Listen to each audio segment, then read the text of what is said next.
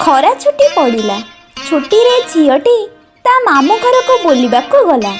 मामू घरे जाई 5 दिन रहिला पर गोटे पुओ सह तार देखाला। प्रथम देखारे ही भल पाईगला। दिने झीटी को एकुटिया मन मारी बसिथिबा देखि ता पाखकू गला। टिकिए संकोच करी झीटी को पचारिला, तम घर कोठी, तम ना कौन, जहाँको घर को आसीच सी तमर किए हेबे। एमिति बहुत किछि।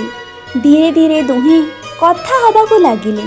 ता परदिन सकाळू झीटी पुओटी को बहुत खोजिला किंतु पाइलानी। राति पाई सकाळ हेलाणी से पुओर देखा नथिला।